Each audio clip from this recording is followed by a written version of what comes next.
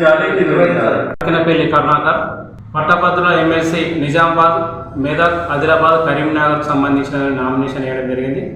తాజా మాజీ సర్పంచ్ల జేఏసీ రాష్ట్ర అధ్యక్షుని బాధ్యతలుగా ఉన్నటువంటి నేను మరి రాష్ట్ర ప్రభుత్వం సర్పంచ్లు రాసిన పెండింగ్ బిల్లులు విడుదల చేయకపోగా మరి స్థానిక సంస్థలకు వెళ్తుంది కాబట్టి దానికి నిరసనగా మేము నామినేషన్ వేయడం జరిగింది. ఈ పట్టభద్రుల ఎమ్మెల్సీలో కూడా మేము బరిలో ఉంటున్నాం. ఎందుకంటే ఈ రాష్ట్రంలో సర్పంచ్ల యొక్క సమస్య కావచ్చు, నిరుద్యోగుల సమస్య కావచ్చు, దానికి నిరసనగానే మేము వారి యొక్క ప్రశ్నించే గొంతుగా ఉండాలనుకున్నాం కాబట్టి మేము నామినేషన్ వేయడం జరిగింది. మరి మేమంతా కూడా మరి దాదాపుగా ఉమ్మడి 4 జిల్లాలలో 5,000 మంది సర్పంచులు ఉన్నాం. మరి ప్రతి ఒక్క సర్పంచ్ విధిగా ఆ గ్రామంలో ఉన్నటువంటి దాదాపుగా ప్రతి గ్రామంలో 50 నుంచి 100 ఓట్లు ఉంటాయి. ఒక 30 ఓట్లు ఒక సర్పంచ్ 5,000 ఇంటూ ఒక సర్పంచ్ 30 ఓట్లు ఇచ్చిన 1,00,000కు పైగా ఈ సర్పంచ్లు అనేటువంటి ఈ అధికార పార్టీని ఓడగొట్టడం కోసం మేమందరం కూడా చైతన్యమై నామినేషన్ వేయడం జరిగింది. అదేవిధంగా నిరుద్యోగ సమస్య కూడా ఉంది కాబట్టి నిరుద్యోగ సమస్యకు నిరసనగా కూడా మరి మేము శాసన మండలిలో మా గలం విప్పడం కోసం, అదేవిధంగా ఈ కాంగ్రెస్ పార్టీ అధికారంలోకి వచ్చిన తర్వాత 2 లక్షల ఉద్యోగాలు ఇస్తానని ఏ విధంగా అయితే హామీ ఇచ్చిందో ఇలాంటి అంశాలను అన్నింటినీ కూడా సర్పంచ్ల యొక్క పెండింగ్ బిల్లులను అదేవిధంగా నిరుద్యోగ వ్యవస్థను ప్రశ్నించడం కోసమే మీ బరిలో ఉండడం జరిగింది. ఈ రాష్ట్ర ప్రభుత్వం ఇప్పటికైనా కక్ష సాధింపు మానుకొని సర్పంచ్లకు రావాల్సిన పెండింగ్ బిల్లులు ఇవ్వాలని చెప్పేసి కూడా మేము ప్రధానంగా డిమాండ్ చేస్తున్నాం. అదేవిధంగా సర్పంచ్ల యొక్క పెండింగ్ బిల్లులు చెల్లించిన తర్వాతనే స్థానిక సంస్థల ఎన్నికలకు వెళ్ళాలని కూడా మేము ప్రధానంగా డిమాండ్ చేస్తున్నాం. ఎందుకంటే నెక్స్ట్ మంత్లో పరీక్షలు ఉన్నాయి. మరి విద్యార్థులకు కూడా ఈ మైక్ సౌండ్ ద్వారా ప్రచారంలో డిస్టర్బెన్స్ ఏర్పడుతుంది కాబట్టి మరి వాళ్ళు కూడా ఎన్నికలకు ప్రచారంలో జరగడం వల్ల చదువుకునే విద్యార్థులకు కూడా డిస్టర్బెన్స్ అవుతుంది కాబట్టి ఒక రకంగా పరీక్షలు ఉన్నాయి, మరో రకంగా సర్పంచ్ల పెండింగ్ బిల్లులు విడుదల చేయాలి కాబట్టి ఈ పెండింగ్ బిల్లులు విడుదల చేసిన తర్వాతనే ఎలక్షన్స్కి వెళ్ళాలని ఒక ప్రధానంగా డిమాండ్ చేస్తున్నాం.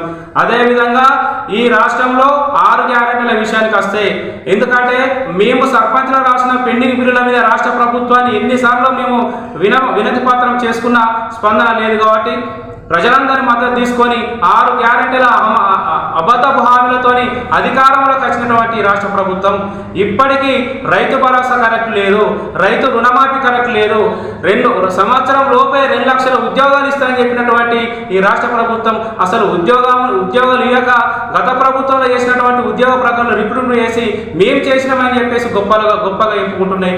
కాబట్టి నిరుద్యోగులకు సంబంధించిన ఏదైతే సమస్య ఉందో ఆ సమస్యని రాష్ట్ర ప్రభుత్వం అధికారంలోకి వచ్చిన తర్వాత మొత్తం నిర్వీర్యం చేస్తుంది కాబట్టి ఖచ్చితంగా సర్పంచులమైనటువంటి మేము ఎమ్మెల్సీ అభ్యర్థి బరిలో ఉంటామని చెప్పేసి కూడా ఈ రాష్ట్ర ప్రభుత్వం ఎవరైతే అభ్యర్థిని ప్రకటించిందో ఆల్ఫోర్స్ నరేందర్ రెడ్డిని మేము ఖచ్చితంగా ఓడిస్తామని చెప్పేసి కూడా ఈ సందర్భంగా హెచ్చరిస్తున్నాం.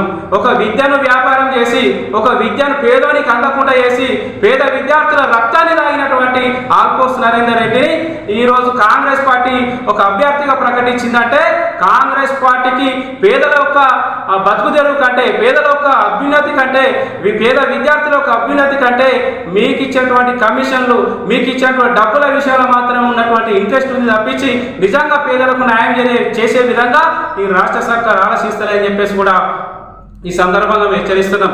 అదేవిధంగా కాంగ్రెస్ పార్టీకి కట్టుబడి కార్యకర్తలు చాలా మంది క్రమశిక్షణగా 20 ఏళ్ళు 30 ఏళ్ళ నుంచి పనిచేస్తే వాళ్లకు టికెట్ ఇవ్వకుండా సూట్ కేసు పట్టుకొని వచ్చినందుకు, డబ్బుల సంచులు పట్టుకొని వచ్చినందుకు మరి మీరు టికెట్ ఇచ్చి ఆల్ఫోర్స్ నరేందర్ రెడ్డిని బరిలో ఉంచారు కదా. కాబట్టి కాంగ్రెస్ కార్యకర్తలు కూడా మేము ఒక విజ్ఞప్తి చేస్తున్నాం. భవిష్యత్తులో ఈ డబ్బు రాజకీయం బంద్ కావాలంటే, ఈ సూట్ కేసు రాజకీయాలు బంద్ కావాలంటే కాంగ్రెస్ పార్టీలో ఉన్నటువంటి కార్యకర్తలైనా వివిధ పార్టీలో ఉన్నటువంటి కార్యకర్తలైనా మరి ఈ డబ్బు రాజకీయం బంద్ కావాలంటే ఖచ్చితంగా నిజమైన కార్యకర్తకు టికెట్ ఇవ్వలేదు కాబట్టి మీరందరూ కూడా ఏకమై ఖచ్చితంగా ఓడించాలని చెప్పేసి కూడా ఈ సందర్భంగా హెచ్చరిస్తున్నాం. ఫైనల్గా మేము చెప్పదలుచుకున్నది ఏంటంటే ఈ పట్టభద్రుల ఎమ్మెల్సీలో ఖచ్చితంగా మేము బరిలో ఉంటున్నాం. ఈ ఉమ్మడి 4 జిల్లాలలో 5,000 మంది సర్పంచులు ఉన్నారు. 5,000 ఇంటూ మనిషికి 20 ఓట్లు వేసుకున్నాం కూడా మేము 1,00,000 పైన ఓట్లు సాధిస్తాం.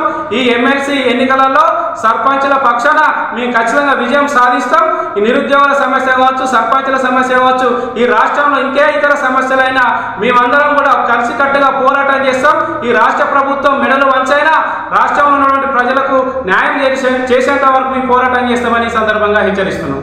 ఈరోజు మేము రాష్ట్ర ప్రభుత్వానికి రాజన్న సిరిసిల్ల జిల్లా జేఏసీ సర్పంచులం మరి ఈ ప్రెస్ క్లబ్లో నుంచి తెలియజేస్తున్న విషయం ఏమిటంటే, మాకు రావాల్సిన పెండింగ్ బిల్లులపై మేము గత 7-8 నెలల నుంచి పోరాటం చేసి రీలే నిరాదీక్షలు, కలెక్టరేట్ ముట్టడి, రాస్తారోకోలు, అన్ని రకాల నిరసన కార్యక్రమాలతో పాటు వినతి పత్రాలు కూడా అందజేసినప్పటికీ ప్రభుత్వం ఇప్పటివరకు స్పందించకపోవడం చాలా బాధాకరం.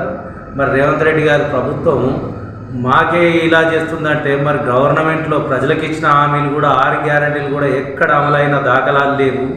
మరి మా సర్పంచులకు సంబంధించిన పెండింగ్ బిల్లుల విషయమై మేము ట్రెజరీలో వేసినటువంటి చెక్కులు ఇప్పటికీ దాదాపు 14-13 నెలలు అవుతున్నప్పటికి కూడా ఆ వేసిన చెక్కులు కూడా పడకపోవడం అనేది చాలా విడ్డూరం. అసలు గవర్నమెంట్ నడుస్తుందా, ఏం పరిపాలన నడుస్తుంది, అసలు ఏం నడుస్తుంది అనేది ఏం అర్థం కానటువంటి పరిస్థితి. అసలు మేము ఎంతో ఇబ్బందులు పడి ఎంతో కష్టపడి మేము సర్పంచులుగా ఎన్నికైనప్పటి నుంచి గ్రామాలను అభివృద్ధి చేసి ఇన్ని చేసి అప్పులు చేసి మరి అభివృద్ధి చేస్తే మరి దిగిపోయే కాలంలో వేసినటువంటి ఫైనల్ పేమెంట్లు ఇవన్నీ మరి గవర్నమెంట్ ఇవ్వకుండా ఇట్లా సతాయించడం అనేది కరెక్ట్ పద్ధతి కాదు. ఖచ్చితంగా వేయాలి. మరి ఇప్పుడు వస్తున్నటువంటి ఎమ్మెల్సీ ఎలక్షన్లోని మరి మా సర్పంచుల తరఫున అభ్యర్థిగా మరి అక్కనపల్లి కరుణాకర్ గారిని నియమించడం జరిగింది. మరి 4 జిల్లాల్లోని 4 ఉమ్మడి జిల్లాల నుంచి మరి మా సర్పంచుల తరఫున కూడా ఎమ్మెల్సీగా నామినేషన్ వేయడం జరిగింది. మరి రానున్నటువంటి ఎమ్మెల్సీ ఎలక్షన్లో కూడా మా సర్పంచుల ప్రతి గ్రామాన 4 జిల్లాల్లో ఉన్నటువంటి సర్పంచుల అందరి తరఫున దాదాపు అందరు మేధావులే కాబట్టి మరి తలో 4 ఓట్లు పంచుకున్నప్పటికి కూడా కష్టపడితే ఖచ్చితంగా ఎమ్మెల్సీ అభ్యర్థిగా మేము బరిలో ఉంటాము. నిలబడ్డ 2 ప్రభుత్వాలకు మేము పోటీనిచ్చే విధంగా పోతాము. అప్పుడన్నా ప్రభుత్వానికి కనువిప్పు కలగాలి అని చెప్పి నేను తెలియజేస్తాను. సిరిసిల్ల జిల్లా కేంద్రంలో రాజన్న సిరిసిల్ల జేఏసీ తరఫున ప్రెస్ మీట్ పెట్టడం జరిగింది. మీడియా మిత్రులకు నమస్కారం. మేము గత 14 నెలల నుంచి మేము ఉద్యమం చేస్తూ వస్తున్నాం. సర్పంచుల పెండింగ్ బిల్లు తెలియని వారు లేరు.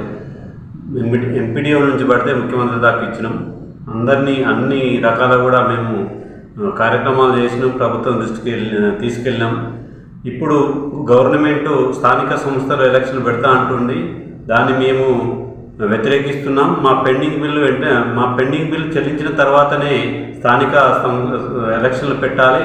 అలాగే ఈ గవర్నమెంట్ మా పెండింగ్ బిల్లు చెల్లించినందుకు నిరసనగా ఇప్పుడు ఉమ్మడి 4 జిల్లాల ఎమ్మెల్సీ అభ్యర్థిగా మా రాష్ట్ర అధ్యక్షుని అక్కనపల్లి కరుణాకర్ గారిని మా సర్పంచుల తరఫున నిలబెట్టడం జరిగింది. అత్యధిక మెజారిటీతో మేము సర్పంచులందరం 4 జిల్లాల ఉమ్మడి జిల్లాల సర్పంచులు అందరం అత్యధిక మెజారిటీతో గెలిపించుకుంటామని కూడా ఈ ప్రభుత్వానికి బుద్ధి చెప్తాం. ఈ రాక్షస పాలనకు చర్మగీతం పాడాలని విద్యావంతులను మేము కోరుకుంటున్నాం.